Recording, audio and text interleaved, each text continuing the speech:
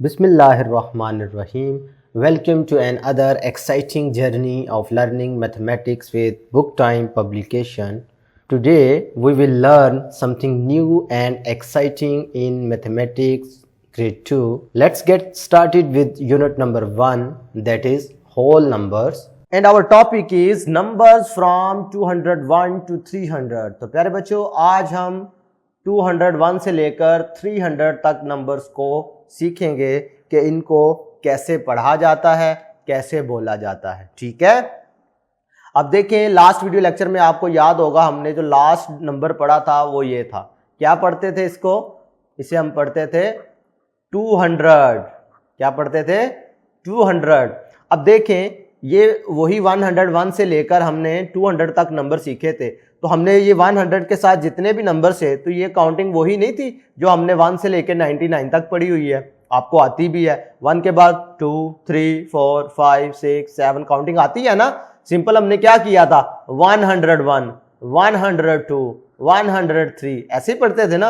अब क्योंकि हम 200 से ऑनवर्ड सीख रहे हैं, इसका मतलब है हम क्या पढ़ेंगे, 201, 202, 203, 204, 205, 206, 207, 208, 209, 210। देख रहे हो, काउंटिंग वही है जो आपने पहले सीखी हुई है। सिंपल इजाफा किस चीज का हुआ है, ये 2 का, और इसे क्या हम कहते हैं, 200। इसे हम क्या कहते हैं, 200।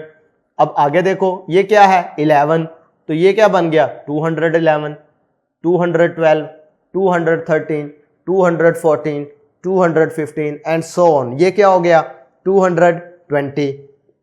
बात समझ आ रही है? इसी तरीके से अगर मैं आपसे पूछता हूं कि ये नंबर क्या होगा, तो आप मुझे जल्दी से बता सकते हैं। ये है जी 39, ये मिला 2, तो क्या बन गया, 239। Very good. फिर क्या होगा, 240। क्लियर है मेरी बात? ये मैं नंबर्स डिजिट्स आपको छोड़ के क्यों आपको समझा रहा हूं, ताकि आपकी प्रैक्टिस हो सके। क्योंकि आपने इसको क्रैमिंग नहीं करनी, आपको कॉन्सेप्ट समझ आना चाहिए कि काउंटिंग, अगर कोई नंबर लिखा हुआ है तो हमने उसे कैसे उसको आइडेंटिफाई करना है, ये नंबर है कौन सा। इसी तरीके से अगर ये देखें, 241, 242, 243, 244। क्लियर है मेरी बात? 45, 46, 47, 48, 49, 50। ठीक है, ये वही काउंटिंग है। सिंपल किसका इजाफा हो रहा है, 200 का। 251, 252।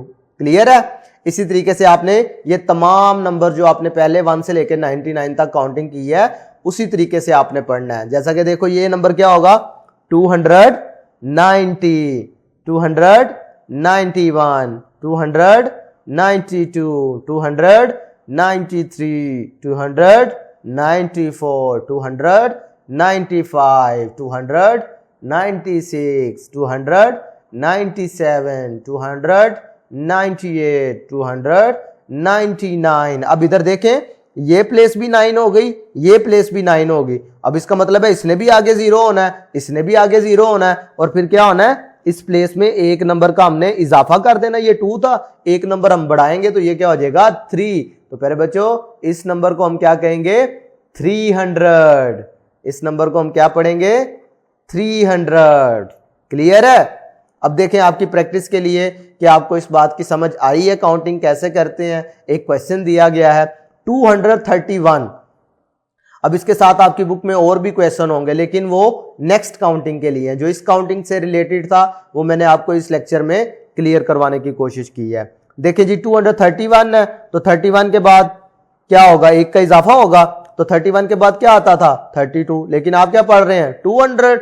इसका मतलब है 232, 233, 234, 235, 236, 237, 238, 239, 240। क्लियर है?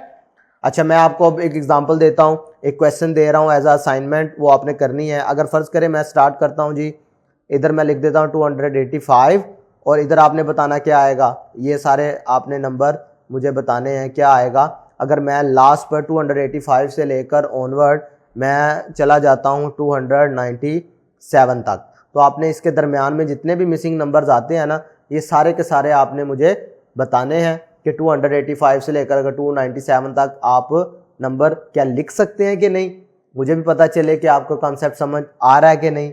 आज के लिए इतना ही, अल्लाह हाफिज़।